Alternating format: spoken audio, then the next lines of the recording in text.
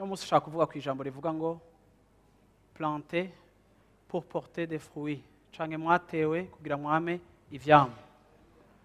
Haleluya. Subiramo uti natewe kugira ngo name ivyamwa. Haleluya. Ndashaka amajwi yanyu. Natewe kugira ngo name ivyamwa. Haleluya. Amen. Ndashaka guhera mu Bikorinto ba mbere igice ca kabiri, Abikorinto ba mbere igice ca kabiri, 1 Corinthiens chapitre 2, Bikorinto ba mbere igice ca kabiri ku murongo wa kabiri.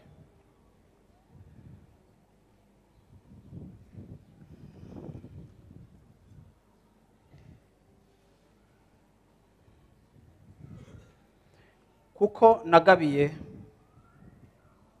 kutagira ico menya muri mwebwe atari Yesu Kristo we yabambwe. Car je n'ai pas eu la pensée de savoir parmi vous autre chose que Jésus-Christ et Jésus-Christ crucifié. Kuko nagabiye kutagira ico menya muri mwebwe atari Yesu Kristo we yabambwe. Umunsi ushaka ko tuvugana kuri rino jambo mfatira ku ijambo numvise ntarakurikiranye message ya dimanche ivuga ngo gukorera agakiza canke travailler à votre salut. Gukorera agakiza canke numvise terme y'ikirundi ivuga gushitsa agakiza twahawe canke gukorera agakiza bidasobanura kukagura canke kukamerita, ariko kugira ico dukoreye iyo migenderanire. Mu ncamake kugira ico dukoreye iyo migenderanire, iyo relation twashizwemo. Mfatiye kuri ivyo ndashaka gupartaja uyu mutima Paulo yandikiye aba bantu b'Abikorinto, kandi mpakaze n'abariko barakurikirana bose kuri internet hirya no hino mu bihugu bitandukanye, nabaza gukurikirana igikorane cacu ku migoroba bivanye n'aho uri. Namwe turabahaye ikaze mu mwanya w'ijambo ry'Imana, kandi nizere ko muhezagiranwa natwe. Paulo yarandikiye ab'Abikorinto ababwira ijambo rikomeye, kandi nibaza ko ni kimwe mu bintu bitraduiza umutima w'intumwa canke umutima w'umukozi w'Imana wese ajejwe abantu canke aragiye ubusho bwa Kristo. Iki ni ikintu c'inkoramutima Paulo yavuze, kandi kitubera icitegererezo, kandi arico kigomba no kubera icitegererezo umuntu wese yaspiha gukorera Imana. Aravuga ati nta kindi nashatse hagati muri mwebwe, nta n'ikindi nashatse kumenya muri mwebwe, ariko ico nari ntumbere kumenya muri mwebwe yari Kristo, kandi kumenya Kristo muri mwebwe yabambwe. Ubu wari umutwaro wa Paulo, kandi ndagomba kuvuga ngo niwe mutwaro wanje, niwe mutwaro wacu mu bikorwa byose dukora, mu bintu byose tubahimiriza kubamwo, mu bintu byose tuba dutegekanya canke ibyo dutegura. Turafise iyi susi kandi umwitwarariko n'icifuzo co kumenya Kristo yabambwe muri mwebwe. Nta yindi relation ibisigaye bishobora kuza vyiyubaka mu biduhuza, ariko kimwe umukozi w'Imana wese aba agomba gukurikirana kandi aba agomba kumenya mu buzima bw'abantu b'Imana ni ukumenya Kristo. Ati nta kindi ciyumviro nagize kuri mwebwe, nta kindi nari ntumbereye kumenya kuri mwebwe, ariko objectif yanje, icifuzo canje cari co kumenya Kristo yabambwe. Nari nkeneye kumenya aho mugeze, nari nkeneye kumenya uko mubanye n'uyo, nari nkeneye kumenya mbega mwaramumenye, mbega mwaramwakiriye, mbega muragendana, mbega igikorwa c'Imana kirabandanya muri mwebwe, mbega murashishikara kunywana na Kristo, mbega murashishikara kwigishwa nawe, mbega murashishikara gukura. Iki ni ikintu mu mutima wanje uko imyaka yanje yo gukorera Imana yiyongera, ngenda ndi persuade yuko nta bundi butumwa nibaza bukwiriye abantu b'Imana kiretse ubutumwa butuzana kwiyumvira no kubaka ubucuti n'imigenderanire dufitanye na Yesu Kristo. Ibisigaye kuri jewe ni nama accessoire canke ni ivyipembeni, ni bigize decor, ni bigize contour na fond, ariko ikintu nyamukuru ico abaswahili bita kitu cha muhimu, uravyumva, icurufatiro, ikintu do base. Haleluya. Tuba tugomba kumenya, tuba dukurikirana kumenya mu buzima bwanyu, tuba twifuza igihe tubumviriza, igihe tubasengera, igihe tuganira, igihe duhura na mwebwe, igihe tubazana ku ijambo ry'Imana, icifuzo n'icimbiro tuba dufise ni Kristo. Uravyumva, Kristo muri mwebwe, Kristo yabambwe, apana Kristo yabayeho, ariko Kristo yabambwe. Iyo tuvuze ngo Kristo yabambwe, mu yandi majambo tumenya yuko ari Kristo yatanze ikiguzi cyo kugira ngo twozwe ibyaha byacu, tubabarirwe ibyaha byacu. Uwo niwe Kristo dukeneye kumenya aho mugeza kubana nawe no kunywana nawe. Bwana asifiwe sana. Haleluya. Nico gituma message nk'izi ziza kandi gusubira kutwibutsa no kutwankuhaja kutanegrija cyangwa kudafata minenegwe ubucuti bwacu n'Imana, imigenderanire yacu n'Imana, ni kimwe mu bintu biza bikaryohera ubuzima bwacu, bikaryosha urugendo rwacu, bikagwiza intsinzi mu buzima bwacu, bikatugira abantu bari prospere, abantu baroraniwe, abantu bagukiwe. Haleluya. Ikirero ni ikintu gikenewe cyane shengero ry'Imana utahura mu buzima bwawe, ugeze he n'Imana yawe, ugeze he na Kristo wawe. Mbega muri urugendo rwo kujana n'Imana kuva umunsi wamwakiriye mugeze he, muteye he? Ibintu biriko biravance, hariho progrès uri kurabona mu buzima bwawe.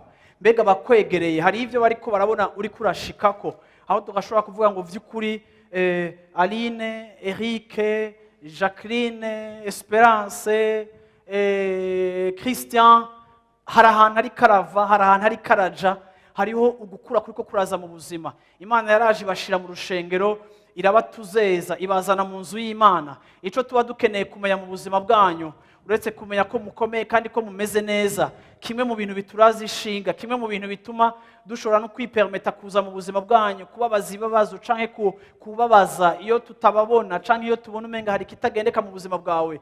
Umwe mu mwitwarariko wacu aba ari uwo kumenya ni gute relation yawe n'Imana. Bigezehe, biraryoshe, urevoriwa, hari ahantu uri kuraja, hari ahantu uri kurava, hari pa uri kurashikako. Bantu b'Imana, agakiza n'urugendo twatanguranye na Yesu kandi rugenda rutera imbere. Hari igihe ruhagarara rukamera nabi, hari igihe rubamwe intege nke, ariko uguhimiriza kwacu, ukwinginga kwacu, ukubahimiriza kwacu, ukubigisha, ukubasengera, icifuzo cacu nico kubona murushiriza kugira gute kuja kure. Bwana asifiwe sana. Yesu ashimwe cyane. Haleluya. Amen. Yohana niwe yandika muri passage nshaka gushimikira ko muri kino gitondo. Yohana wa gatatu canke abafise Bibiliya z'igifaransa 3 Jean. Kuvuga ngo hariho 1 Jean, 2 Jean, hariho na 3 Jean. Yohana wa gatatu. Si Yohana Evangile canke Injili, ariko ni Yohana. Yohana ujya mu gitabo kindi. Icete. Yohana wa mbere igice ca gatatu. 3. Niyo ya nyuma, 3 Jean chapitre niyo nyene. 3 Jean ifise 3 Jean, Yohana wa gatatu afise chapitre imwe gusa. Niyo uyu munsi nshaka kumera nk'uhagazeko. Aravuga ngo jewe umushinga ntahe ndakwandikiye Gayo. Gayo mu gifaransa ni Gaius. Ako ni mubivuga mu gifaransa ngo Gaius, mubipronounce ko uyu mutipe no mu Girike. Jewe umushinga ntahe ndakwandikiye Gayo, umukundwa nkunda vy'ukuri. Uwo ni Yohana yari yandikiye uyu mugabo yitwa Gayo. Mu kwandikira uyu mugabo yitwa Gayo, Yohana mu mashengero bari baratanguye, biraboneka yuko mu gice c'Abaroma, mu bice bimwe bimwe mu Bagiriki, hari ahantu ubutumwa bwiza bwari bwarashitse, ishengero riravuka. Iri shengero rero ryo muri ico kibanza ryari uyu mugabo yari aririmwo, kandi ubona Paulo canke Yohana yari arikuriye. Uyu n'umuntu yari yaravyaje ubutumwa bwiza. Paulo aramwandikiye, nguma ndamwita Paulo ariko ni Yohana. Yohana aramwandikiye ashaka kugira ivyo amubwiye, ashaka no kugira ico avuganye n'umutima wiwe. Uyu naho yari umugiriki, yari yarakijijwe, kandi mu gukizwa kwiwe, uretse ko yari yimuwe agashigwa mu bwami bw'Imana, ariko yari afise ibintu bimuboneka ko mu buzima bwiwe nk'ivyamwa canke nka témoignage, ariyo ngomba guhagarara ko uno munsi muri kino gitondo kubijanye n'ubuzima bwiwe. Bisobanura ngo iyo umuntu akijijwe, haba hariho ibintu uko abandanya jana na Yesu, hari ibintu bigomba kurushiriza kugenda bishishikara kuboneka mu buzima bwacu. Novuga muri kino gitondo ngo ivyamwa mu buzima bwacu ni kimwe mu muhamagaro. Twahamagariwe kugira ivyamwa, canke twaratewe kugira ngo tugire ivyamwa. Iki ni ikintu gikenewe mu buzima bwacu bwo kujana n'Imana. Ugomba kumenya aho ugeze, ugomba kwisobanukirwa. Urashobora no kwirabira kuri karite y'ivyamwa ubuzima bwawe buriko buranga. Ariko ngira mvuge ngo ishengero, ubuzima bwawe, umuryango wawe, igihugu cawe, abatizera batarakizwa barakeneye ivyamwa biri mu buzima bwacu. Ivyamwa ni ikintu kiri important, ariko malheureusement mu butumwa bwo muri no myaka, ivyamwa ni ikintu gisigwa inyuma. Kuvyigishwa ko, kubishimikira ko, ni ikintu kitagwiriye kandi abantu batagikunda. Sinzi ivyo abantu bakunda ivyo ari byo, ariko ntushobora kumodifia ubutumwa Yesu ukuntu yabuvuze. Iyo umodifie ugafata umurizo ukawita umutwe, n'ubuzima bwawe ugenda ucuramye. Nico gituma uno munsi mw'ishengero hariho ivyamwa vyo gucurama mu buzima bw'abantu. Hari confusion nyinshi, hari kunanirwa kwinshi, hari kuneshwa kwinshi, hari ugutsindwa kwinshi mu bantu b'Imana, hari ubwiza butaboneka mu bantu b'Imana, hari ugukura kutaboneka, hari progress itaboneka mu bantu b'Imana, hari ugusayangana kutaboneka mu buzima bw'abantu b'Imana. Kubera iki? Si kubera Imana ari umubeshi, ariko nuko twaracuritse ivya nyuma tubigira ivya mbere, ivy'Imana yagize ivya mbere tudesida kubigira ivya nyuma. Igihe Yohana yandikira uyu mugabo rero, aramubwira ngo ndakwandikiye mukundwa. Ndagomba kuvuga ngo muri iki cigwa, ndagomba guhera mu kuvuga ngo iri jambo yamwandikiye ngo mukundwa, ni jambo nta hantu namuzorisanga muri Ancien Testament, ni langage ya Nouveau Testament, aho abizera canke intumwa zakunda kwandikira abantu zikavuga ngo mukundwa. Mukundwa nakajambo karimwo kumvikanamo sinya ya affection, kandi kagaragaza relation aba bantu bari bafitaniye hagati yabo.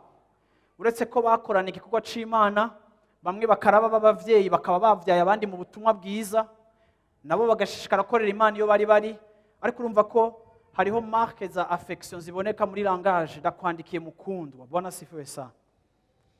Ati rero ndakwandikiye umukundwa nkunda vy'ukuri.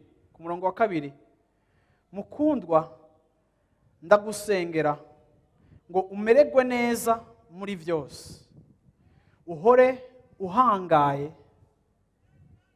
nk'uko ubugingo bwawe bumerewe neza.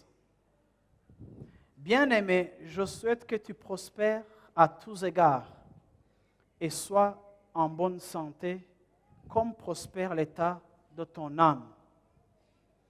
Aha Yohana mu kwandikira uyu mugabo aramusengera. Yesu ashimwe cyane. Aramusengera avuga ati ndagusengera kugira ngo umubiri wawe, amagara yawe nayo arushirize kuba muri situation nziza, arushirize kuba meza nk'uko umushaha wawe uguwe neza, canke nk'uko umushaha wawe canke ame yawe irushiriza guprospera. Muri uyu murongo wa 2 turabona ibintu bibiri nshaka gushimikira ko.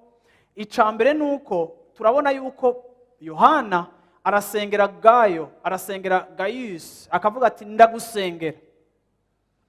Nuko yarabona bikumbure ko mu buzima bwiwe hari ikintu kibuze, yarabona mu buzima bwiwe ko kumbure birashoboka ko sante y'uyu mukozi w'Imana mwiza itari nziza.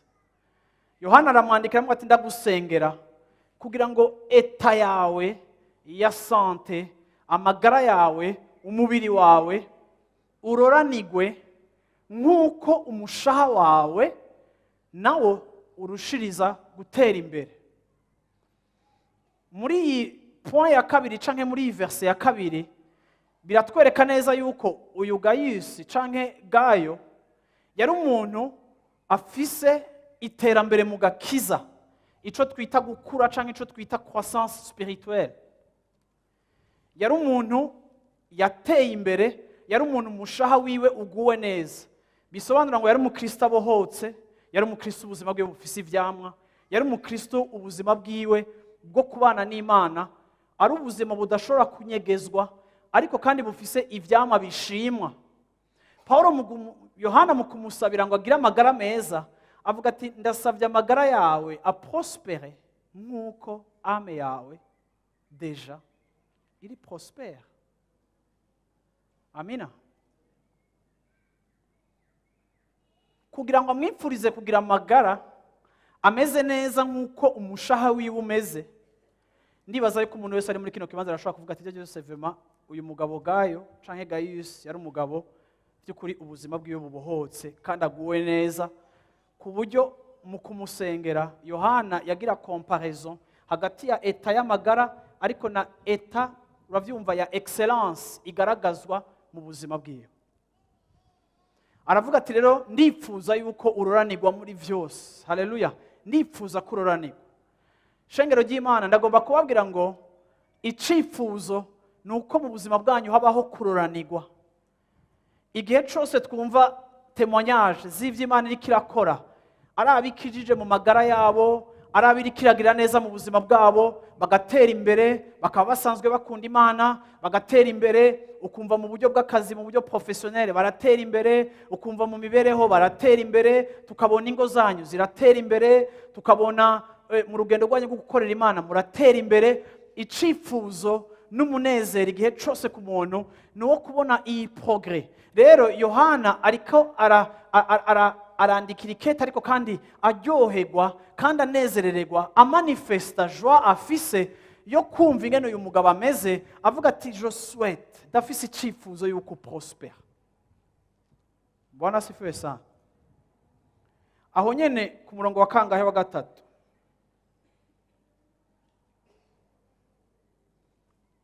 sorry biranje yizinguruye, aho nyene ndacari muri iyi chapitre nyene. Kuko nanezerewe cyane ku murongo wa gatatu, hamwe bene data baza bagashinga intahe ukuri kwawe yuko ugendera mu kuri. Haleluya. Ndanezerewe, uravyumva?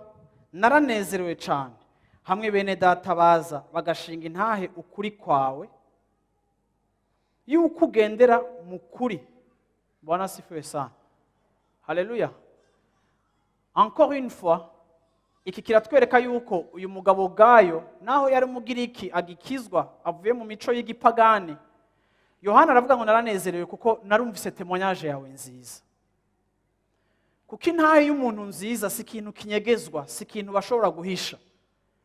Intahe yawe irazwi n'abakwegereye, abakwegereye barayivuga, bamara kuyivuga ikumvikana kure, hama amakuru agashika ku bandi bikamenyekana yuko uri umuntu muzima.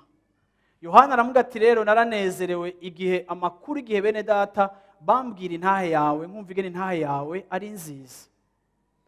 Turabona yuko uyu mugabo Gayo ukuntu yari ameze mu rugendo rwiwe n'Imana mu gakiza kiwe, yari umuntu yamenye ukuri, ico ni cambere. Ariko kandi ntiyari umuntu yamenye ukuri gusa, ariko arashingirwa intahe yuko yamenye ukuri kandi uko kuri akakugenderamo.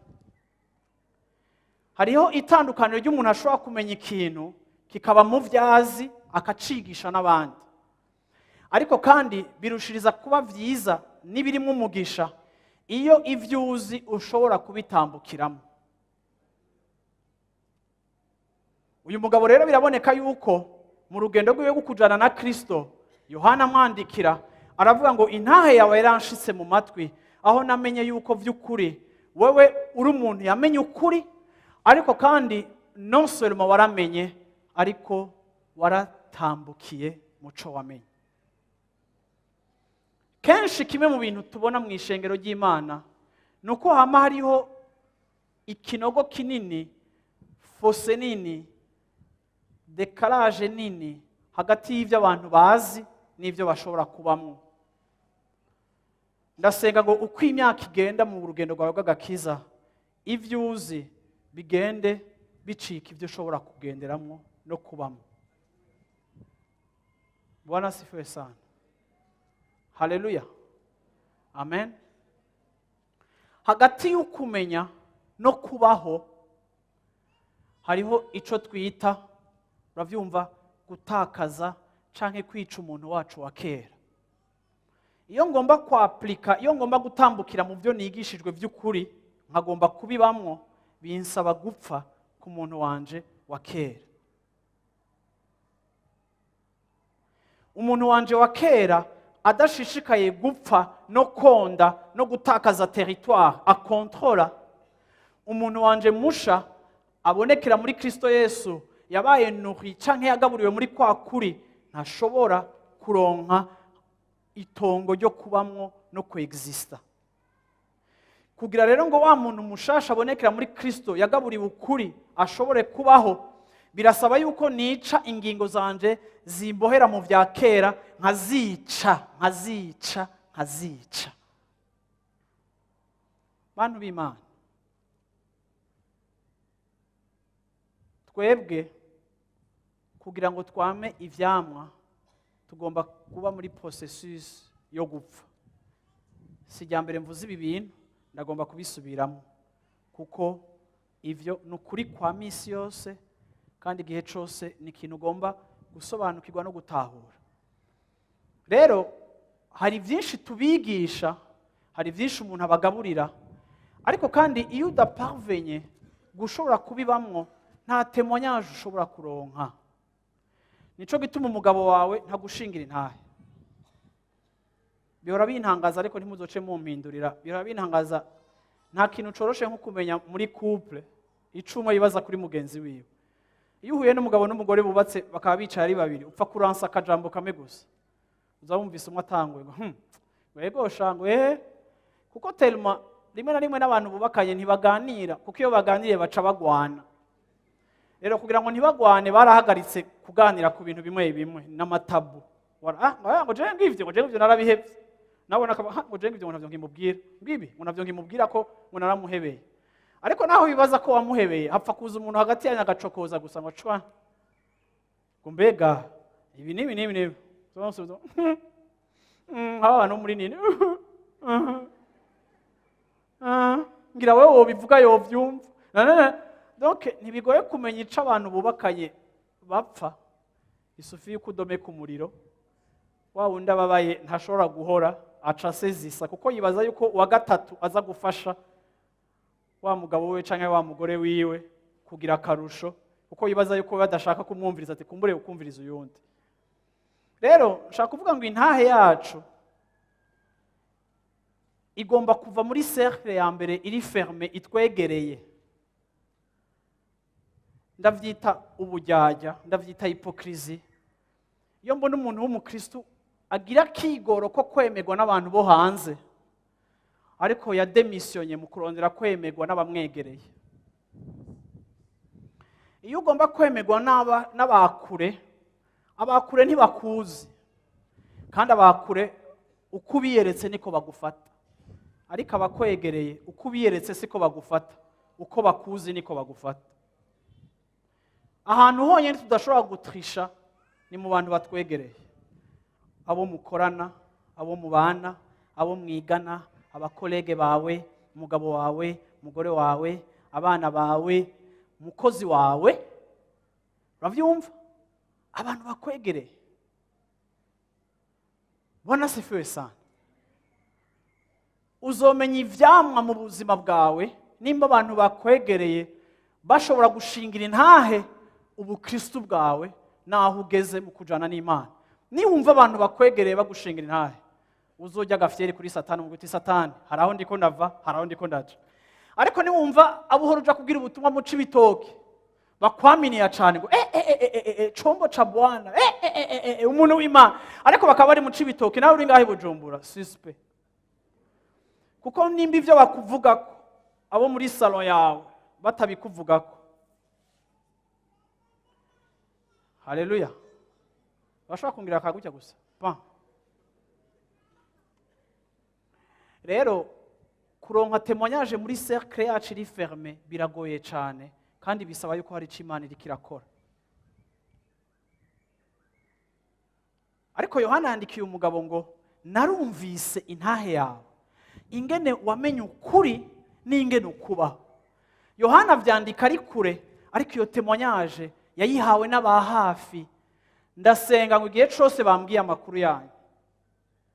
Hari igihe umuntu akubaza ngo mbega pastor ngo ntuzenga sengero wanyu, ugacugira ngo ngo inde, kabanza ugasubiza inde, ntuzenya sengero Teddy n'umukristo wanyu.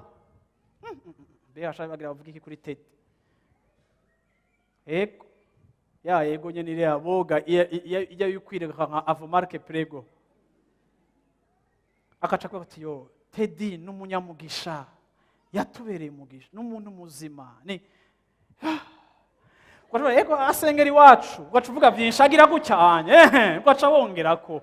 Haleluya. Kuko twese biratwankuraje kumva amakuru meza yawe kurusha ko batubwira ngo asengeri wanyu sinzohagaruka. Naho jewe ndakwemera, je sindakuzi, ariko kandi ibyo abakwegereye bakuvugako kenshi ndavyemera kurusha ibyo je ndakwibazako uri kuramfenta dimanche wambaye neza.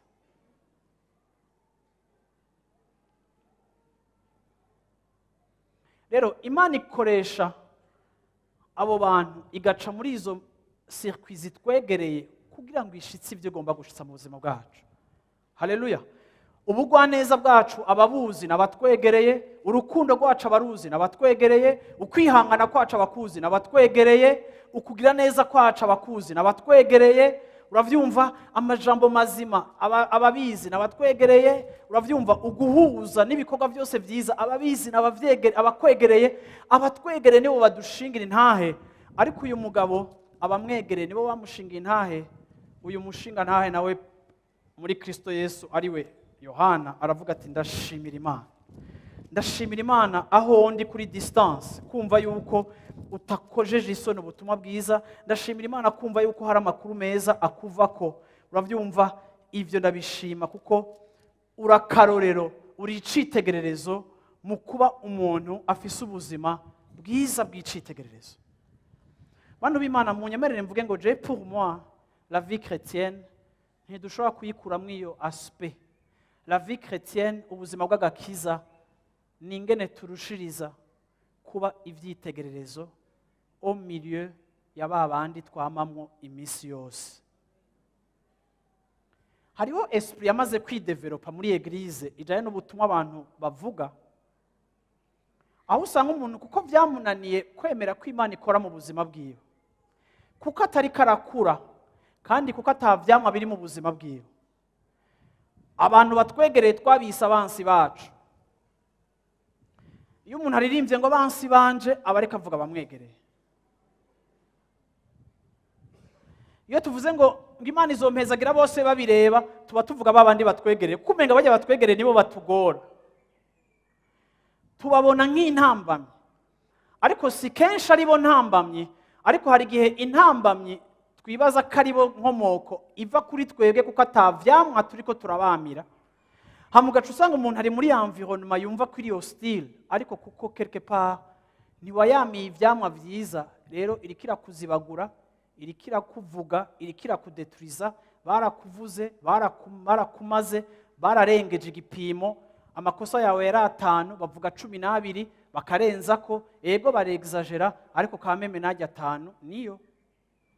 mbega twokwemerera Imana igakosora ajya 5 ajya 15 yandi bongeye ko tukayishyira muri kategori ya exaggeration, ariko kameme ajya 5 ukagira ico wemera ko yakorera ukavuga uti Imana hindura ubuzima bwanje, kuko Imana ntikiri mu isi ngo bayibone. Imana yashize ishengero ryayo mu isi kugira ngo bayimenye biciye mu ishengero. Iyo utari kurerekana ubwiza bw'Imana uba uri kurahusha intumbero Imana yaguteye mu bwami bwayo. Sivyo abantu b'Imana, sivyo abantu b'Imana. Yesu ashimwe cyane, Yesu ashimwe cyane. Haleluya, amen. Yesu ashimwe cyane. Umugore wanje twubakanye imyaka 18, ariko sinosiporta kutabona amfitiye témoignage. Sinosiporta ko yondaba yicaye hajya na kijya gitenge ciwe akavuga ngo fentaba, ariko jewe ndakuzi ciri na ju, ivyo byose uri kurabesha, ivyo byose sikuri vyongora. Je nibaza ko bishitse noca mpeba no kuvuga ubutumwa vyongora. Ariko kuguma ndamufenta akaguma nyemera birankuta, kuko rimwe na rimwe nawe hari igihe angora nkuko nanje ndamugora. Rero kuja kuri standard zo gusatisfeza we biragoye, kuko simfise ivyo ndamufentesha, aranze. Ariko ujya ninamucakira akaguma abona ko jendo wa grave, n'est-ce pas? Nta microphone ufise. Bwana asifiwe sana. Yesu ashimwe cyane. Abo hanze ntibizonanira kubacakira, kuko ugoye nuwo tubana. Abakure baroroshe, kuko nkubita ikorosi zibiri bakanyaminiya, ariko uwo mubana arakuzi. Ariko kugira témoignage mu bantu bakwegereye biragoye. Bagabo hanze barakwemera, ariko umuntu wa mbere agomba kukwemera n'umugore wawe. Ni umugore wawe atakwemera, nande sindakwemera. Kuko nimba udashobora kumetriza uyo, bisobanura yuko we arazi ibyo tutazi. Rero mfatira ku gipimo ciwe kugira amenye wowe uriwe, kuko wowe uriwe si uwo udupresenta, uriwe n'uwo we wadupresenta. Abagabo bavuye ngo amen. Mvugana bavuga na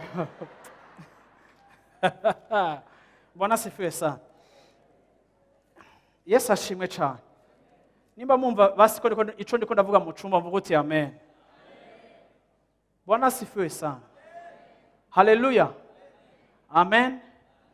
Rero kugira ngo ivyamwa vy'Imana bigwire muri twebwe, nukwemerera Mpwemu Yera agafata controle y'ubuzima bwacu, kandi tukemerera Mpwemu Yera akaba busy no gutransforma no gucagagura mu buzima bwacu ibintu bitabereye, kandi ukaba witeguye ko Imana ikujana aho ikujana, kuko birakeneye kubohoka kugira ngo mu gishingo c'ivyari bikuboshe hazi ivyamwa vy'Imana, hama ivyo vyamwa vy'Imana abantu batangure kubijyako.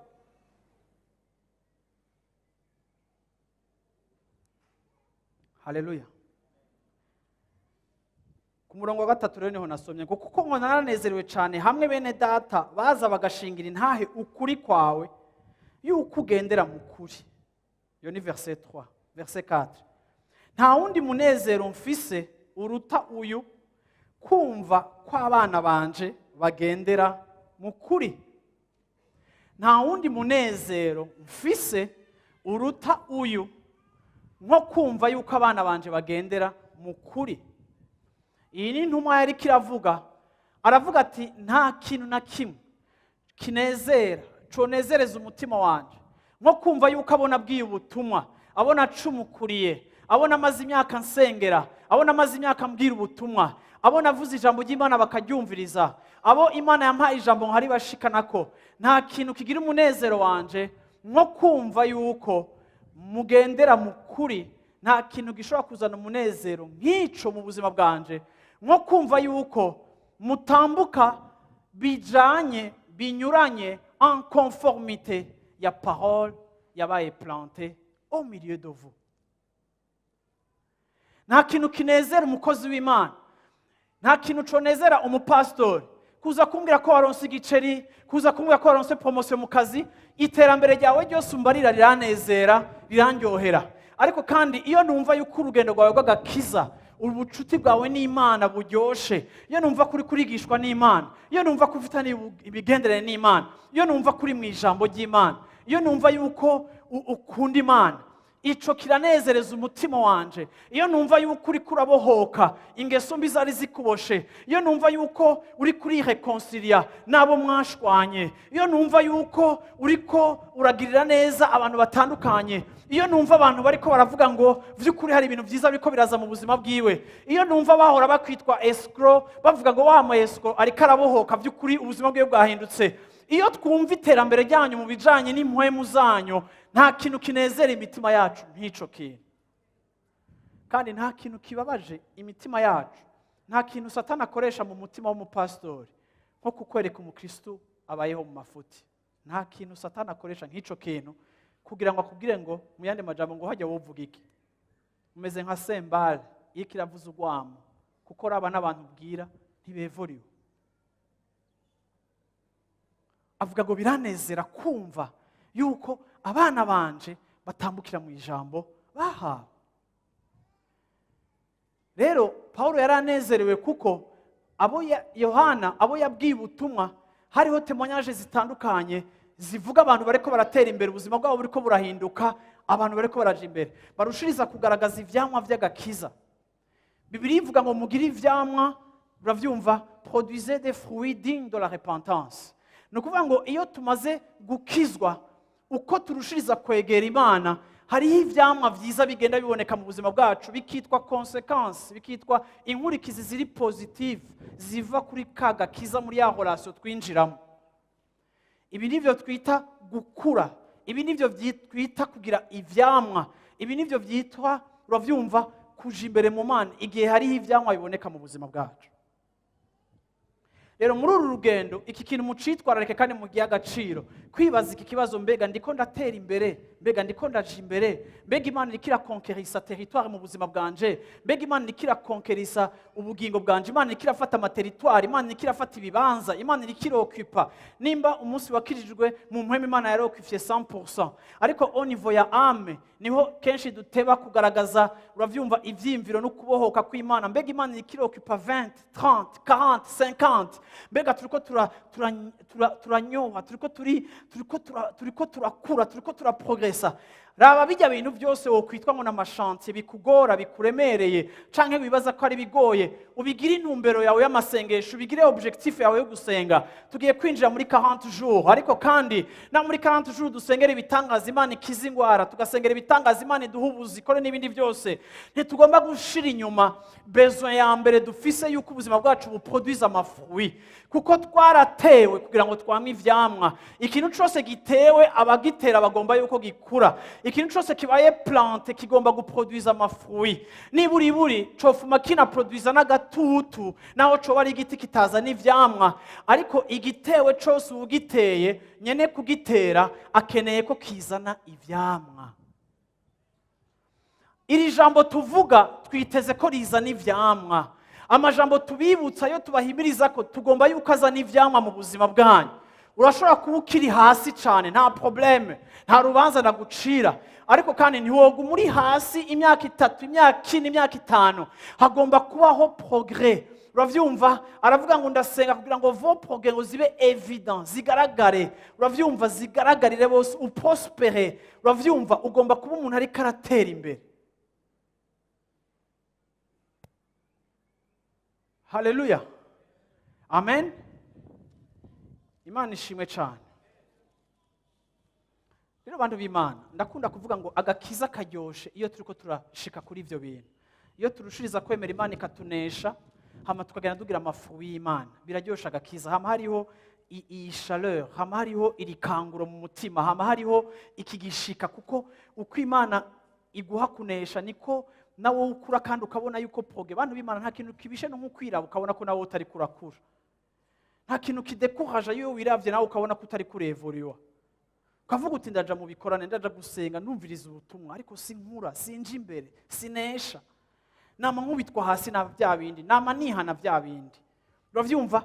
Nama mboshwe, nama nziritswe na hahandi, nama nesherezwa hahandi.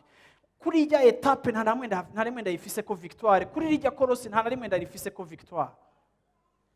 Haleluya. Ariko ndabipfuriza mwese ngo mugire gute, murushirize kuja kure, murushirize kugira ivyama, murushirize gukura. Bwana asifiwe sana. Yesu ashimwe cyane. Ndagomba uyu munsi muri kino gitondo gushimira Imana aho ugeze. Bwana asifiwe sana.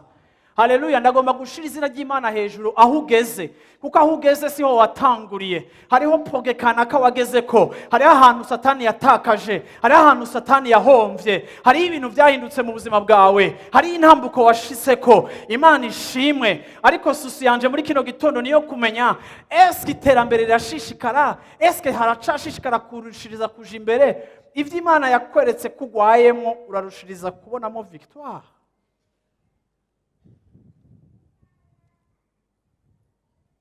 Bantu b'Imana urabizi kuguma mu buzima butagira victoire. Mu yandi majambo no kuvuga ngo Imana nta bushobozi ifise. None mwe mwobwira ubutumwa abantu mukabasengera ngo bakizwe, mukabipfuriza kumenya Imana mwe mwamenye ikananirwa no kubakiza mwebwe. Wo kwipfuriza abantu kubohoka imigozi ya Satani baboshe, nawe utarabohoka kandi warayimenye. Nico gituma tugomba kuba en accord avec nous-mêmes n'igihe dusenga. Eske ndiko ndatera imbere? Eske hariho témoignage iri kiriyubaka? Eske abanyegere hari ico bashobora kumvuga ko ciza kirushirije?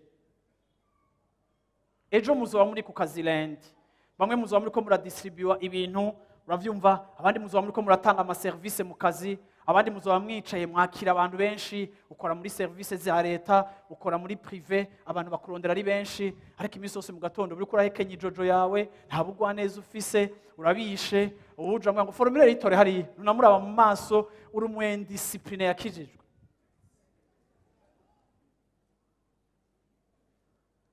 Hamugaca uzuka twereka indi attitude iri different ngaha mu rushengero, nkuko wibaza umenga hajya si muri eglise.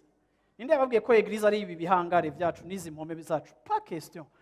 Eglise podium yawe naho hantu hose uri, kandi aho hantu hose uri ugomba gusayangana, ugomba gutanga service nziza. Abantu naho bahora bidoga ngo muri leta abantu bakira nabi, bakavuga ngo naho muri leta abantu bakira nabi, hariho umuntu special, bose bakaza bakagutumbera. Ukavuga uti Imana bantumbera ko mfise ivyamwa byiza ariko ndarushe, nkura aha hantu unshiraho bataguma bangora, kuko ba force yuko babona ubwiza bwanje. Imana yanagukubita promotion bakavuga ngo hari umuntu yahora akora ngaha, ngo ariko twarabimenye no mwana w'Imana. Wow, vraiment. Bantu b'Imana nimushobora kwibaza ingene twe turi blocage ku bantu kwinjira mu bwami bw'Imana. Nimushobora kwibaza ingene twebwe turi obstacle. Nimushobora kwibaza ingene Satani niwo dukoresha cyane mu kutugirira publicité mbi kurusha uko Imana itwikorako, kuko Imana irabura yihagarara kugira ngo ikuvuge wewe. Ikuvuge gute kwera? Bamwe mukanatangana n'igituma mudakuzwa mu buzi bwanyu, rimwe na rimwe mufise attitude mbi tajanye n'umwana w'Imana. Umuntu w'Imana agomba guporta fruit, ugomba kwama aho ukorera hose, aho uri hose, aho utonda hose. Muri abafundi mugatanga ama service meza. Bwana sifiwe sana. Apolline wigeze kuvuga abatayeri, sishaka kubavuga cyane ko uravyumva, ni ibintu bavyumva, ico ukora cyose ukidistinga, nico bita les fruits.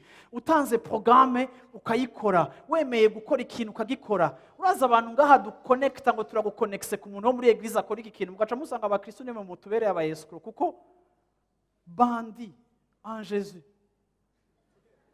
Ukurumva? Kubera kuko nta témoignage. Rero pour moi biri impératif, pour moi birakenewe yuko novuga gute, birakenewe yuko ko tubohoka, birakenewe ko twevoriwa, birakenewe ko dukura. Egejo byarakugoye, ariko imisi yose birakugora, imisi yose birakugora, umwaka umwe, imyaka ibiri, imyaka itatu, birakenewe yuko iyo chantier, ico gikorwa niyo uravyumva iyo tâche tuyigira prioritaire mu buzima bwacu. Hari igihe usanga mu gakiza turi busy no ku bindi bintu twifuza ko Imana idukorera, ariko kandi Imana yoyo irakora uruhara rwayo, ariko nawe kora uruhara rwawe. Gira uwo mwicaye uti nawe ukora uruhara rwawe. Haleluya. Imana ishimwe cyane. Haleluya.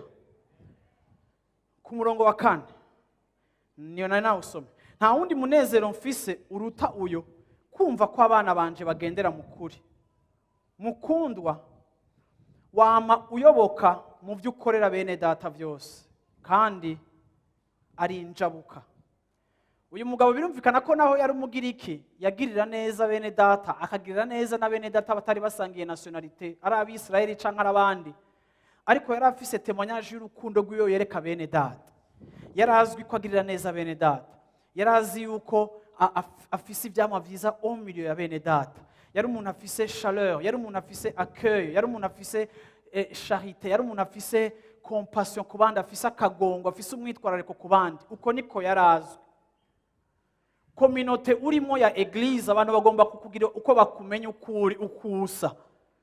Muri seruri wawe tukuzi gute, muri life center tukuzi gute, ndetse ko hari nabo tutazi kuko ni babandi nyene sishaka no kubateba ko cane, ariko kandi aho uri tukuzi gute, abakwegereye bakuzi gute, uri benediction kuri corps, uri umugisha ku mubiri wa Kristo kugeza he, ukugira neza kwawe, urukundo rwawe muri bene data, ivyamuri kuraporta bantu b'Imana.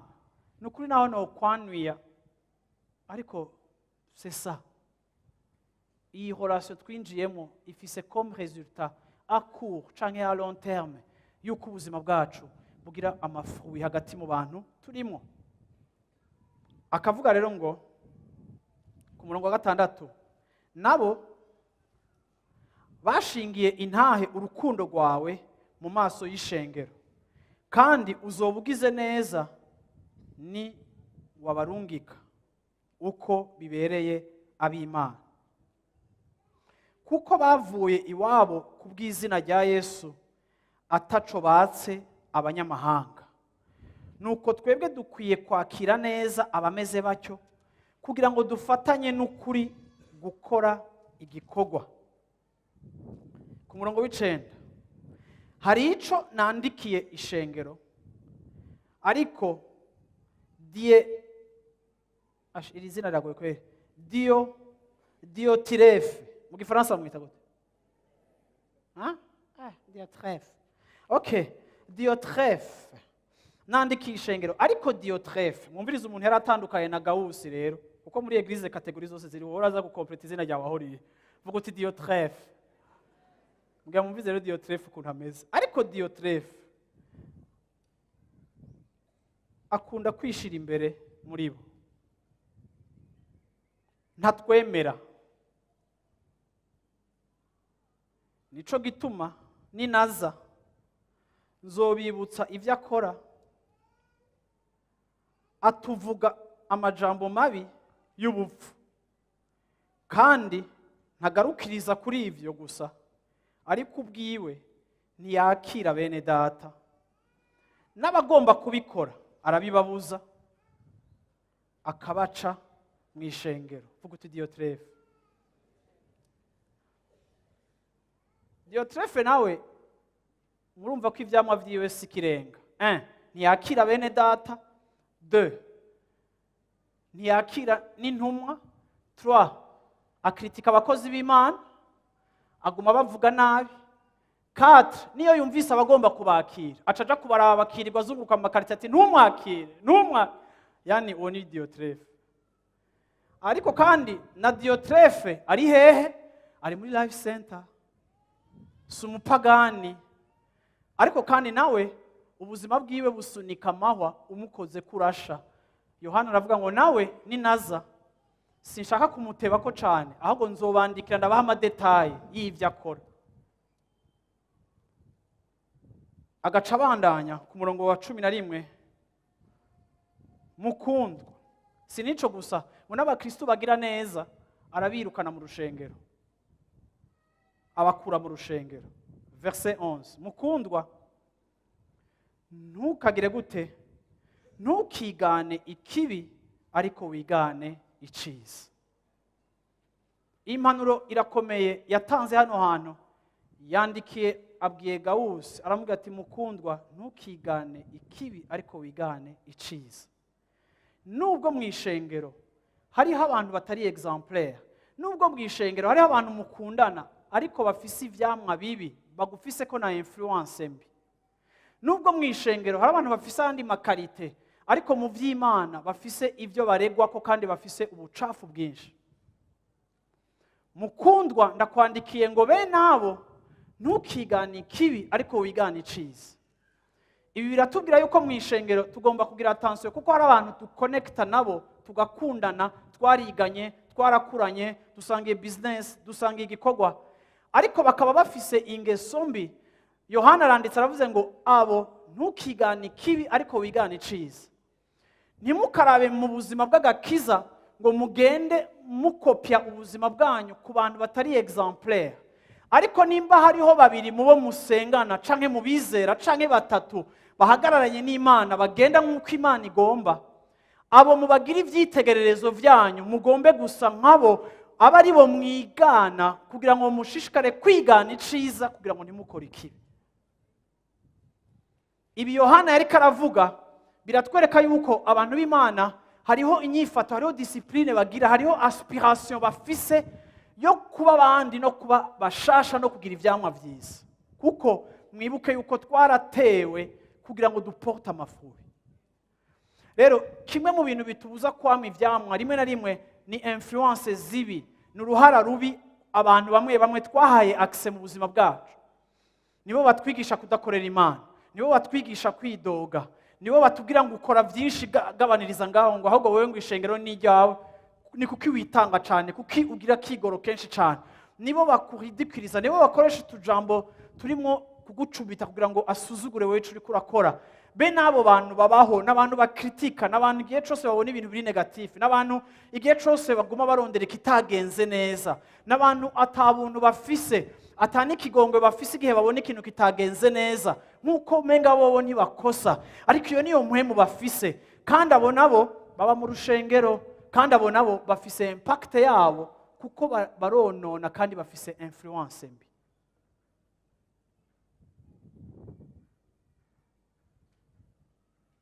Imana ishimwe.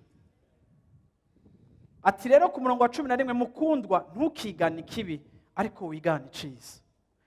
Ukora ibyiza niwe w'Imana, ukora ibibi ntiyabonye Imana.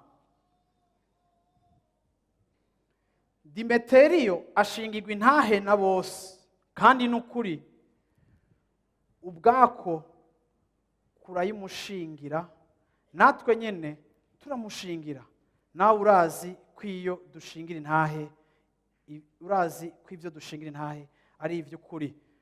Arangije kuri verset 12 atwereka uyundi muntu afise témoignage. Bwana sifuwe sana. Ndashaka kurangiza mvuga iki rero? Ndashaka kurangiza mvuga ngo tukuzi gute? Abantu bakuzi gute? Abantu bakubona gute? Quel est ton témoignage? Wowe ntushobora kwihindura, ariko nubwo udashobora kwihindura urashobora gusaba ikigongwe. Mu gihe utarahinduka urashobora gusaba ikigongwe, uwo utamira ivyamwa vyiza akabona ati naho afise amajambo mabi ariko arahokonesa ko atarabohoka, yampaye umutwaro kandi yansavye ikigongwe. Nta numwe ashobora kwihindura, nta numwe turiko turaforsa guhinduka. Ni ijambo ry'Imana bivuze ngo tugire ivyamwa, nta buryo na bumwe dufise twebwe bwo kwiha ivyamwa. Sinshobora kwigira ikintu, sinshobora kwihindura, sinshobora kwibohora. Ariko kuva Yesu Kristo, Yesu yabambwe ashitse mu buzima bwanje, igikorwa ciwe yakoze ku musaraba kirashishikara. Hariho activité de l'esprit en moi, ariko aragenda ahingura ubuzima bwanje bivaye n'ingene ndamwiha. Ariko kandi n'uruhara rwanje rwo kumwemerera no kumuga ati Imana ndumutinda aha hantu.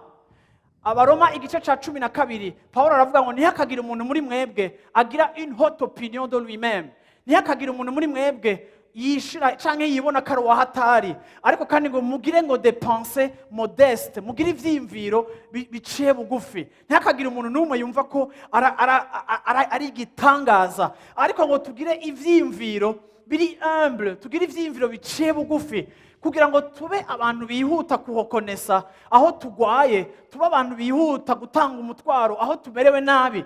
Bene data dusangiye urugendo ntitubanyegeze kunanirwa kwacu, ariko wamukoshereje umugi tumbabarire vy'ukuri je mfise ishavu rikomeye, unansengere. Ariko nanje ndi imbere y'Imana, ndashaka Imana ibohora ubuzima bwanje. Naraririye Imana kuri kino kintu, unsengere. Upfa mubona umuntu ahokonesa ko agwaye, hakubona umuntu ashaka gufeza sambla kandi yaguhonyoye amano yawe yayavunye yasiza guhagaze gose ariko agahindukira inyuma akara muri retroviseur akana ko yaguhonyoye ariko akikawusha bikanka kuko kuri we kumanuka biragoye. Rero ntihakagire uwibona ariko kandi umuntu wese agira iciyumviro giciye bugufi kubimwerekeye. Uravyumva, dusabana imbabazi, dufashanya, dukosorana, tugira gute, ariko kandi tube sûr mbega turiko turavansa. Bwana asifiwe sana. Yesu ashimwe cyane. Amen. Ndagomba kurangiriza muri Luka igice ca 13. Luka igice ca 13. Haleluya. Amen. Bwana asifiwe sana. Biraryoshe kwiha mu buzima bwacu kumenya intumbero, biraryoshe kutanigana n'Imana irikira iragukosora. Bwana asifiwe sana. Biraryoshe kutanigana na urabizi abantu b'Imana ntidushobora kugira Bibiliya ivuga ngo tugira amahoro n'abantu bose bishobotse. Ako ntuzogira amahoro hagati mu bakolege bawe igihe mwaba muri ko muragongana kandi utazi kubasaba ikigongo. Amahoro yawe ntashoboka. Kuko bizozana klima ya conflict ikagumaho kandi ikagwira. Kuko ntuzi kumanuka kandi nabo ntibashobora kuguhebera kuko uri malade. Sivyo? Ntuzopfa uryamye ngo ugire amahoro kandi ufise umuntu uri kuragirira nabi. Uravyumva? Rero amahoro yacu aragabanywa na absence y'ivyamwa. Ako ndashaka kuvuga ikintu imbere gusoma iyi Luke ku kintu kijanye n'ivyamwa. Iyo tuvuze ngo tugire ivyamwa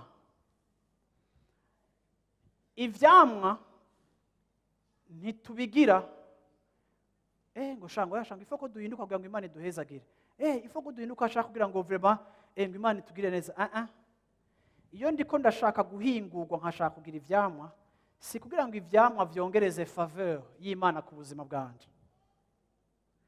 Iyo ndiko ndashaka kugira ivyamwa mu buzima bwanje, nuko mvuga ngo Mana, adoration nshobora kuguha kubona warangijije, nukugira témoignage nziza hagati mu bapagani, hagati mu batizera, hagati mu bizera, kugira ubuzima buhinguwe bizoguhesha icubahiro. Niyo ndirimbo yanje, niyo adoration yanje. Rero guhinduka sindiko ndabishaka kugira ngo ndavyechange n'ico wunkorera, kuko atamuntu numwe ashobora kwasheta te faveur. Hari abantu bigisha abantu guhinduka bakavyigisha nabi nkuko umenga guhinduka no kugura Imana. No. Ijambo ry'Imana rivuga ngo Imana igirira neza abeza n'ababi. Imana yakiriza izuba abeza n'ababi. Imana ishobora guhezagira umuntu wese yaremye naho bari umupagani. Faveur y'Imana ntituba qualifié canke ntitumerita faveur z'Imana kubera twagororotse, ariko igihe duhindutse tukagira ivyamwa vyiza bigwiza amahoro yacu, biduha ubuzima buryoshe kandi bikaduha efficacité mu bwami bw'Imana, kandi témoignage yacu igatuma ubuzima bw'abandi buhinduka, hama natwe tukabaho tumerewe neza. Rero guhinduka si inyungu y'Imana. Guhinduka nuca wereka Imana ngo Mana ngorana ko nahindutse. Oya, Imana niri impressionné no kugororoka, kuko kugororoka kwanje no gufutana kwanje ntibihindura Imana. Imana ni Imana, ni gangi, ni mzee wa masiku, arikwije, ngororoka ntagororoka, mpagarara mpenuka, Imana ni Imana. Ariko kandi jewe ninagororoka ni inyungu zanje, kandi kugororoka kwanje nishimwe ku Mana, birayihesha icubahiro. Bizotuma Imana itaboneka, abantu bayibonera muri wewe nanje. Bakavuga ngo Imana ya Israeli sinayibonye, ariko igihe nabona Eric, igihe nabona Janine, igihe nabona Jean, igihe nabona uyu unya, naramubonyemo ikintu kiri special, ariko naje kumenya ko ari Imana, kandi narifuje Imana yiwe kuko nakunze ivyamwa vyiwe. Haleluya. Haleluya. Bantu b'Imana si ibintu byo kudiskuta ngo ya ngo nanyoye dukeya ngo yagize guca ngo yakwa ngo yagize ngo ari abantu Jesse mishaka abantu tudiskuta ibintu by'Imana. C'est apprendre ou à laisser. Ayo ma discussion mugasarara mwemeza abantu, iyo urinze usarara wemeza umuntu hora ntaza kwemera, kuko uko ijwi ryawe riduga urasarara atana amazi baza kuguha. Uravyumva, utaye wakoze ibikorwa by'umwitumo. Siko iyo tubwira Imana canke tubwira abantu Imana ntidukeneye kurinda kandi gusarara. Uravuga buhoro bavyumvise bagahora, ariko wahishuriwe ivy'Imana azokumva. Ariko ba bantu b'ibihari ngo mbega iki ni icaha ngo si icaha ngo uravyumva mbega dime niyo muri Ancien Testament canke niyo muri Nouveau Testament. dime n'ibyagezwe ugasanga abantu discussion dime. Reka nakubwira ikintu kimwe. Ngivyo ibintu utazopfa wumvise nabitaye ku mwanya. Kuko urabikora canke ntubikore. Ngo nibatwigisha ivyo gutanga. Acha blague. Hari umupagana akizwa arimwe agatanga kukurusha. Yivire ngaho iyo muri katolika atigishwe yigiswa n'ibyo gutanga. Akaza atanga wamaze 20 muri eglise, iyo utanze uridoga ushaka no kumenya agafaranga kawe kagenda kavuza induru ngo mbega kagiye he. Come on. Uravyumva? Babikwigishije ngo bavuga amafaranga cyane, batabikwigishije ngo ntavyo batubwiye. Bisaba ko babikubwira gute tuzana amatishkoto. Acha blague. Urabikora canke ureke. Iyi ni business y'Imana. Iki ni igikorwa c'Imana. Nta kubembereza abantu. Nta n'ibintu dukunda gushitura ngo tugire emotion ngo muzoshambwiye gute tanga canke ureke. Je ndi mu rugendo rwanje n'Imana nawe uri mu rugendo rwawe. Uzobikora canke ubireke. Uravyumva? Ariko ntituzogupfukamira kuri udufaranga twawe urashaka kutugumana. Iki ni igikorwa c'Imana. Imana abapagani baraza bagahezagira ama eglise. Abatatuzi barasaba amakonte bagahezagira igikorwa c'Imana. Wewe niwe ushaka ngo tuvyumva ngo nibabidusigurire. Ntuvyumva. Wicaye ku ntebe, iyo ntebe ifise amatrepi. Ufise service iri gratuit imisi yose ibintu byose urabironka. Hamba ngo ntuvyumva ushaka kuvyumva gute? Navyo uzokumva. Ufise probleme y'umutima, si kibazo cyo kutavyumva. Naho bo gusigurira navyo uzokumva. Keretse uhe no manipulateur w'umugangi akubwira ko ni watanga ucuba millionaire aho muzoyazana. Nibikenewe kurinda kuja ngaho onya nugukura canke ukagumura igikuri point et trait à la ligne. Sijyo abantu b'Imana.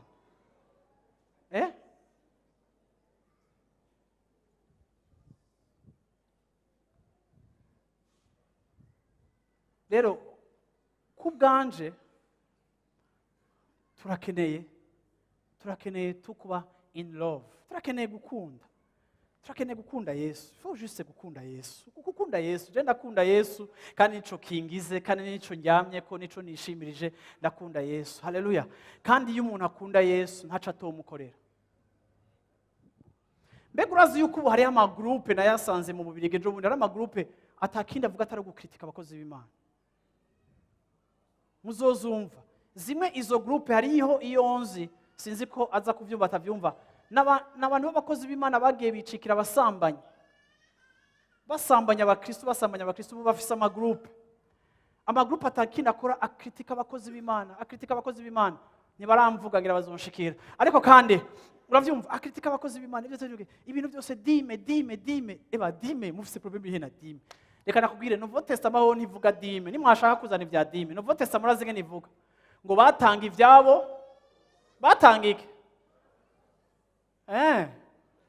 abandi bakagurisha amatongo yabo bakayazana mu nzu y'Imana. Rero abakijijwe ntimusabwa dime gusa ahubwo musabwa gutanga ivyanyu byose. Nimba utaranatanga endizie gutanga ibyaho no way forget. Uravyumva ntabyo uzokora. Rero ngana kubwira ngo exigence za Nouveau Testament ku byo gutanga zirarengeye iki giga 10. Vuguti turarangije icigwa cyo gutanga. Mutanga ivyanyu Vuguti mutanga ivyanyu sivyo. Ariko shengero ry'Imana iyo hatariho gukura, iyo hatariko kugira ivyamwa, naho abantu bagenda bagwa mu bintu ugasanga uno munsi vraiment hari pollution nyinshi. Bahora bavuga ngo environnement iri pollué n'ama industrie. Ariko na atmosphere spirituelle hagenda baza kiri pollué na kategori imwe y'abakristo bamwe badashaka gukura. Ariko reka musayangane bantu b'Imana. Mwe mwahamagariwe kubriya, mwahamagariwe gusayangana, mwahamagariwe guproduza. Tubashaka kwivyamwa, ubwami bw'Imana bubakeneye kwivyamwa. Imana ishaka ko muporta des fruits kandi ko ivyamwa byanyu bigwira. Imana igomba kugwiza. Uravyumva témoignage yanyu, Imana igomba kugwiza. Bona sifuye ça. Haleluya. Navuze ngo nsome he ko navanze. Luc 13 verset 6. Amen. Uwo ni Yesu avuga. Kandi abacira uyu mugani ati habaye umuntu yari afise umusukoni watewe mu ruzabibu rwiwe. Araza awuronderako insukoni arazibura.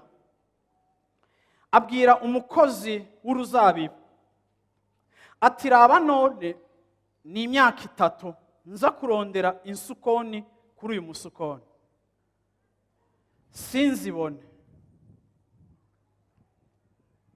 uwuce sinzibone, uwuce ugire gute, ukagira gute, iki kintu nigi ukagira gute, ugasasa. None mwe muracumva iki nigiki ki kibereyeho iki, sivyo? Nawe aramwishura atenda mugenzi, ureke uyu mwaka nawo ndawukorere, ndaworohereze, ndawutabire, hanyuma niwama insukoni bizoba ari vyiza, ariko nutama uzowuca. Il dit aussi cette parabole. Un homme avait un figuier planté dans sa vigne. Il vint pour y chercher du fruit et il n'en trouva point. Alors il dit au vigneron, voilà 3 ans que je viens chercher du fruit à ce figuier et je n'en trouve point. Coupe-le. Pourquoi occupe-t-il la terre inutilement? Le vigneron lui dit, Seigneur, laisse-le encore cette année, je creuserai tout autour et j'y mettrai du fumier. Peut-être à l'avenir donnera-t-il du fruit, sinon tu le couperas. Bwana sifiwe sana. Mana ishimwe cyane. Mana ishimwe cyane. Umuntu yari afise umuzabibu, siko umurima w'umuzabibu, hama aza atera insukoni, atera figuier, uravyumva, aratera ngaha, hama umukozi w'umurima akagakorera. La fois passée nari muri Etats-Unis mbona ikintu kirantangaza, mbona kuri autoroute bateye agati gatoya kagufiya kuraka, hama rero hari installation mu bwatsi yo mu mazi. Iyi installation ni y'amazi yo kukavomerera, ariko ikintu cantushije kuko kari kakiri gato, kari faible, bazirika ko umugozi umwe, 2 n'uwa gatatu hariya, imigozi 3 igafasha. Hama twari turindiriye ko feu rouge ivamwo, ndakaraba ndavuga nti aka kantu vraiment na gati kamwe gakikujwe n'ibindi vyakuze, ariko raba vraiment rabi affection, vraiment raba i travail, rabi investisse muri autour yako, amazi arakavomera nk'ukavomera ibindi, banashizeho n'imigozi kugira base n'umuyaga ntuhavuga hitana ko nikarakomera, nikaraparvena ku resista ku muyaga, koranduka, bahaga protege. Nukuvuga ngo leta ya Floride akagati irakazi, iriteze ko kazokura kakazana decor mwibarabara.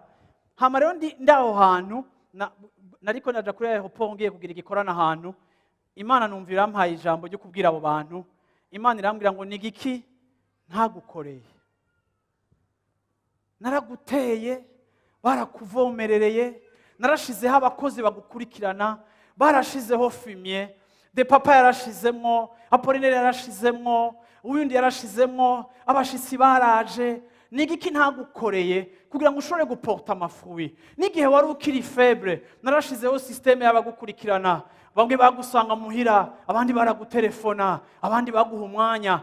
Nashizeho ikintu cyose muri uwo murima, maze kugukiza nkakubohora nkakuvana mu vyaha, naguteye mu bwami bw'Imana. Uyu munsi uri citoyen celeste, uyu uri umwana w'Imana, nakugize umwana wanje. Ariko kuko narinzi kuri fragile, nashizeho structure, nashizeho système kugira ngo ikunurise, kugira ngo ikugaburire. Barakwigishije ibyo kubatirizwa mu mazi menshi, barakwigishije ibyo kuvuga mu ndimi, barakwigishije ku bintu byose, baragutelefona, baragukurikirana kugira ngo babe suri yuko utari kurasubira inyuma. Ariko raba haraheze igihe, umwaka wa mbere ndakuzako kuko nari nibaza yuko hageze ko ndakwamurako, ariko umwaka wa mbere ndaza nsanga nta byamufise, ndataha ndavuga ni kumbura amaze yunane, nditahira. Hama kandi arasubira kandi aragaruka ku mwaka wa kabiri. Agarutse ku mwaka wa kabiri arasubira araza kuraba agomba kwamura icamwa, arabura icamwa, aravuga ati kameme. Agarutse ku mwaka wa gatatu araza kurondera icamwa, naho narakibura. hamaca arabaza, arahamagara uwujejwe umurima ngo hano Fiston, arabaza ati ibi bintu ni biki? Imyaka 3 ndaza nkarondera kubona ivyamwa kuri uyu mukristo, imyaka 3 ndaza nkaza kurondera témoignage mu buzima bw'uyu muntu, imyaka 3 iraheze ndaza kubona muri we ubugwaneza, imyaka 3 iraheze ndaza kurondera ukubabarira muri we, ndaza kurondera ubuntu muri we, ndaza kurondera ivyamwa byiza, ndaza kurondera ko 3 ans. Ni giki ntamukoreye kugira ngo quand même nanje mbe en mesure yo kumukura kw'ivyamwa? Uyu munsi Imana irikira kubaza, ni giki tagukoreye kugira ngo uyu munsi ubugeze ahantu ubuzima bwawe nawe buzana ivyamwa abantu bakaza kukwamurako? Ivyo wakorewe vyose ntiwabikorewe kugira ngo ube umuntu ari improductif. Imana ntiyemvesisa mu kintu kiri kitagwira. Imana ntitakaza umwanya. Imana si mayibobo yabuze icakora. Imana ntiyatanze ingabire igatanga abavugishwa, igatanga intumwa, igatanga abungere, igatanga abavuga butumwa. Ibi byose Imana ntiyabitanze ngo yiyamize. Imana ntija muri boîte, Imana ntigira ambiance, Imana ntigombera kwinezereza. Kintu cyose gikora gifise intumbero. Nimba waragaburiwe, nimba waratewe mu bwami bw'Imana, nuko mu gihe gikwiye Imana yifuza ko nawe ugaburira abandi. Imana iragomba kukwerekana nk'icitegererezo kugira ngo abatarakizwa bakizwe kubera wewe, bakubone bavuge ngo vy'ukuri nahi wacu twahora turaguza, uyu mwana wacu yarahindutse afise ivyamwa. Turagomba gukurikira Imana yiwe vy'ukuri, ngene agendana n'Imana n'ivyamwa afise, turagomba kumukurikira. Imana iragomba yuko tugabanya bushe talk so much, nuvyumva. Imana iragomba ko tugabanya kuvuga, ariko Imana iragomba kutwerekana, Imana iragomba kudupresenta nka kwa kundi wa mwami yagomba gupresenta Vashiti akavuga ngo reka ndabazanire umwami kazi, igihe abandi bamaze imisi baborewe aravuga ngo reka ndabazanire umwami kazi mubone ubwiza bwiwe. Imana iragomba kudupresenta au monde. Imana iragomba kukwerekana mu gisagara ca Bujumbura, Imana iragomba kukwerekana mu bisagara, Imana iragomba kukwerekana ngo nguyu mwana nkunda akampimbara, nguyu mwana nashizemo affection yanje maze kumwemvesisamwo. Ni igiti gihagaze gifise ivyamwa, ni mu mujyeko, ari prêt à la consommation. Ariko mu gihe Imana izikagira evaluation isanga nta n'agatomati nta n'akantu na kamwe kakuva ko Imana ikavuga ati ça c'est quoi? None ubereyeho iki muri ubu bwami atacu uri kuraproduce? Erega ubu n'ubwami bw'abantu bagwira. Erega ubu bwami twinjiremo n'ubwami bwa multiplication. Erega ubu bwami bugereranywa n'akabuto gategwa kakavamo igiti. Ubu bwami ukuyemo option cyangwa kuramwo facteur ya multiplication. Si ubwami. Ubundi bwami buraja bukaja mu kwisusira. Bibiri bivuga ngo byose bizokugwaho. Ariko ubu n'ubwami buzokwama bugwira. Bwami bw'Imana. Imana ibugwizamo ivyiza byayo, ubwiza bwayo, kugira neza kwayo. Ubu n'ubwami ababubamwe bagomba gufonctiona muri principe ya multiplication. Rero Imana iradukeneye kw'ivyamwa shengero ry'Imana. Imana iraje, sinzi ko uri mu mwaka w'8 cyangwa umwaka w'9 cyangwa wa 20, ariko kandi ndabona umwami wawe ariko araza kukurondera kw'ivyamwa, ariko araza kukurondera ko ingeso nziza n'ibikorwa byiza, kuko arazi ko yagukoreye ibikenewe byose kugira ngo produise. Ntashobora gutahura igituma utabifise. Ngo shango yashango byaje ngo bye n'Imana izobikora, ngo n'Imana irabizi, ngo narayibwiye ngo jewe ibintu byo gukubitana imitwe ntavyo nzova mu, nayirabizi. Reka nakubwira ikintu kimwe, iragushaka kw'ivyamwa. Iyo niyo nkuru nziza uyu munsi. Imana iragushaka ko icamwa, Imana iragomba kukujya, Imana iragomba ko abandi bagukonsoma. Aca aravuga ngo abwira umukozi ngo randura, kuraho, kuko c'occupa territoire inutilement, nikiriko kiraproduza, randura, kuraho.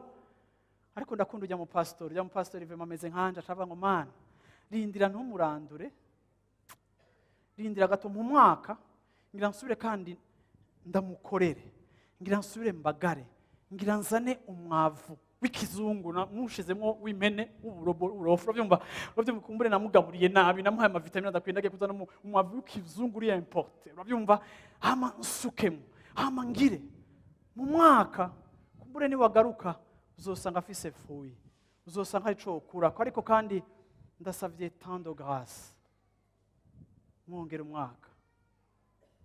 Haleluya. Acara kireka aracitegako. Bwana asifiwe sana. Ndarangije mvuga ngo kuko midigeze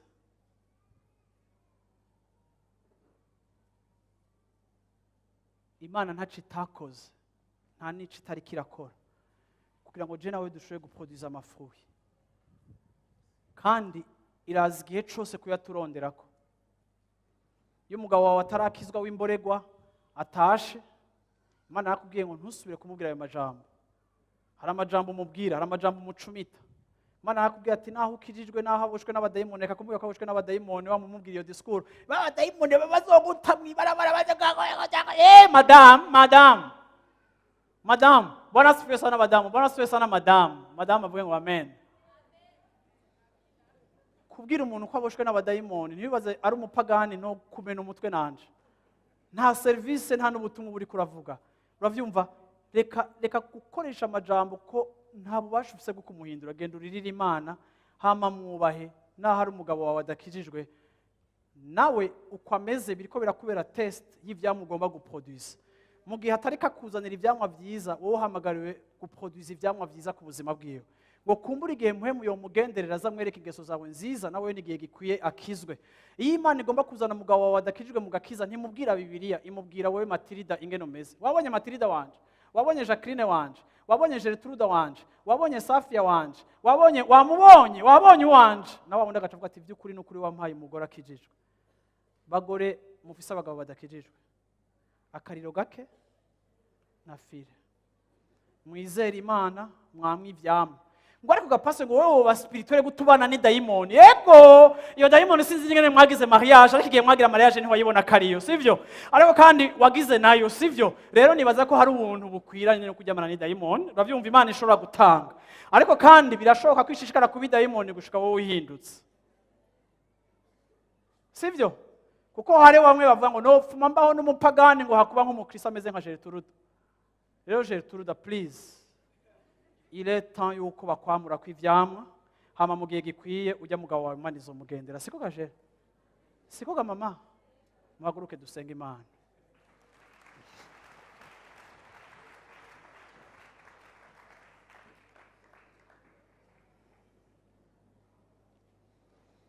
Semerera uvuga uti ivyamwa. Semerera uvuga uti ivyamwa. Semerera uvuga ngo ivyamwa. Vuga uti twatewe kugira ngo twame ivyamwa. Haleluya. Haleluya. Amen. Ivyamwa bizotuma abizera bagwira. Ivyamwa bizotuma abakizwa baba benshi. Ivyamwa bizotuma uravyumva abadende bukirwa baba encourager n'ubuzima bwacu. Ivyamwa bizotuma hari ibintu byinshi bikoreka. Ivyamwa birakenewe. Ivyamwa birakenewe. Apana bya bindi twiga muri santé ko ivyamwa bikenewe, ko ivyamwa birakenewe. Ivyamwa birafise igikorwa kinini bikora. Ivyamwa biratuma abantu batwihweza bakabona by'ukuri Imana yacu. Imana yacu soma Bible, Imana yacu si induru tuvuza, ariko Imana yacu niciri kirakora mu buzima bwacu. Bwana sifiwe sana. Yesu ashimwe cyane. Yesu ashimwe cyane. Haleluya. Nifuza kuzobona igihe intahe zizogwira ari intahe zivuga ivy'Imana ikirakora mu buzima bwacu, vyikirahindura mu nyifato zacu, mu mvugo zacu, mu mibereho yacu, muri horaso zacu n'abandi, ukuntu twevuriye, ukuntu tubohotse, ingene turushiriza uravyumva kugaragaraza urukundo, abantu bakabona urukundo hagati yacu. Hako usanga ari twe tugenda dukritikana hanze, tukagira n'amakritike mu bantu batizera, bagaca bumva ko turi community y'abasutwa. Uravyumva ariko abantu bazobona urukundo. Bibiri bivuga ngo abantu babonye urukundo mu ishengero rya kera, ngo abantu bashishikara biyongera kuko hariho ibintu biri palpable vyerekana bigaragaza la manifestation de Dieu. Manifestation y'Imana ntigaragara gusa igihe turiko turakira imibiri canke n'ibindi, ariko kandi canke igihe igiceri kiriko kiriyongera, ariko manifestation y'Imana aspect ya mbere yimanifestamwo ni ingene ubuzima bw'abantu buriko burabatransforma. Abahora ari ingorane ku gihugu bagacika umugisha ku gihugu. Abahora ari ingorane muri famille ikavuga ati mwarakoze ujya mwana yarahindutse. Abahora ari kibazo mu ngo, abo bubakanye bavuga ati mwarakoze ujya muntu ubuzima bwarahindutse. Haleluya. Ubwami bw'Imana ubwiza bwabwo buri manifeste muri ubwo buryo par les fruits qu'on porte. Amen. Reka rero ndangize vuga ngo biragoye kwama ivyamwa, ariko kandi ijambo ry'Imana rivuga ngo byose bishobokera uwizera. Niwiha Imana ukemerera Imana ukavuga uti Imana sinshoboye, azokugwiza. Haleluya. Cyo ndakwipfuriza nuko prospera atuzega. Nta domaine y'ubuzima bwawe Imana igomba kwisigara inyuma, ariko Imana iragomba gukiza umushaha wawe, Imana iragomba gukiza amagara yawe, Imana iragomba gukiza imibereho yawe, Imana iragomba kwimanifesta muri aspects zose z'ubuzima bwawe. Nta namwe igomba kuba nke kurusha ahandi, ariko hose aragomba ku prospera atuzega. Wexere muri kimwe nkuko wexera mu kindi, ariko ntihagire igisigara inyuma. Uriyizi mu buzima bwawe, urazi igisigaye inyuma icarico. Haleluya. Ariko uvuga uti Imana hindura ubuzima bwanje. Warakoze ibikenewe, waranteramiye, waranziritse, waramvomerereye, warazanye attention kuri jewe. Haleluya. Ibyo byose wabikoze kugira ngo mbohoke. Haleluya. Mwami Yesu, ndaguhaye icubahiro muri kino gitondo ciza. Ndagushimiye kugira neza kwawe. Ndagushimiye ubuntu bwawe, ndagushimiye ubushobozi bwawe, ndagushimiye igikorwa cawe mu ishengero ryawe. Ndagushimira umuntu wese ari muri kino kibanza Mana, ndagushimira abo wahaye family ya Life Center, ndagushima Mana abo wazanye gukoranira hano hantu, ari abashitsi, ari abasangwa Mana. Ndakweretse umuntu wese ari muri kino kibanza Mana. Mana, ijambo ryawe riratwifuriza ko duprospera Mana, ijambo ryawe riratwifuriza ko dukura, ijambo ryawe riratwifuriza Mana yuko dutera imbere muri iyi migenderanire Mana, ijambo ryawe riratwifuriza yuko ivyamwa vyacu Mana mu ijuru bigaragara, biboneka mu buzima bwacu kandi bikagwira. Ijambo ryawe riratwifuriza Mana yuko tuja kure Mana. Rabaho ngeze, rabaho bene data bageze, rabaho abana bawe bageze muri kino gitondo kuri uyu munsi bari hano hantu. Raba umwe wese Mana mu ijuru urugendo rwiwe aho rugeze, raba Mana wadendebukiwe, raba Mana wagabanuje umuvuduko, raba Mana warambiwe, raba Mana wo mu ijuru waremerewe, raba Mana umwe wese etayiwe Mana. Ariko Mana turizera ko muri presence yawe Mana ariho twakirira byose Mana, muri presence yawe Mana niho turonkera Mana ubuzima, niho turonkera inkomezi Mana. Ndasenge umuntu wese yaje kumviriza ijambo ryawe muri kino gitondo, ndakweretse umwe wese Mana mu kwitahura kwiwe Mana. Hari abakeneye kwihana Mana, hari abakeneye gusaba imbabazi mu kibano cabo, hari abakeneye gusaba imbabazi abakolege babo, hari abakeneye gusaba imbabazi abakoresha babo, hari abakeneye gusaba imbabazi abo bubakanye, hari abakeneye gusaba imbabazi abana babo, hari abakeneye gusaba imbabazi abavyeyi babo, hari abakeneye gusaba imbabazi abo bavukana, hari abakeneye gusaba imbabazi abagenzi babo, hari abakeneye Mana. Mana, ntitugomba kwibona uko tutari, ntitugomba no kwishira hejuru, ariko turi imbere yawe Mana tuhokonesa eta yacu, tuhokonesa aho tutarashika Mana. Tuhokonesa Mana pa zacu zimeze nk'izigifyera, abandi baraguruka, abandi bafise umuvuduko. Ndakweretse umwe wese Mana ata comparaison, ata competition shizeho Mana. Twabonye ko hariho Gausi, twabonye ko hariho twabonye ko hariho Dimitri, twabonye ko hariho témoignage zitandukanye. Ndasenga Mana ngo inyuma y'igihe Mana, inyuma y'amezi, inyuma y'umwaka, inyuma y'ikiringo kirekire Mana, Mana tuzosanga Life Center imeze nka Gausi Mana, aho izobigizwe n'agitigiri kinini c'abantu Mana. Abakundwa bafise inahe nziza, bafise aho bashitse, bafise aho bajana n'Imana, bafise ivyamwa, bafise charite, bafise ivyamwa, bafise kwihangana, bafise kugira neza, bafise gushira imbere abandi, bafise Mana kwitwararika abandi. Dushoboze Mana kutagarukira hahandi, dushoboze Mana kutavomererwa ntitugira ivyamwa, dushoboze Mana kutagarukira hahandi, dushoboze Mana kutashirirwamwo umwavu ariko ntitugwire, dushoboze Mana kuba turi abantu batari productive, dushoboze kutaguma turi abantu b'ingumba, dushoboze kuba turi abantu batimultiplier. Principe ya multiplication ni principe y'ubwami bwawe, dushoboze Ndasengeye umuntu wese ari hano hantu Mana, arizwa n'umutima wiwe, arizwa na eta yiwe, ababazwa n'ingene ameze, ababazwa n'ingene ahagaze. Oh come on, reka nsaba umuntu wese avuga ati ndababazwa n'ingene meze, ndababazwa na eta yanje, uze ngaho imbere ndagusengere.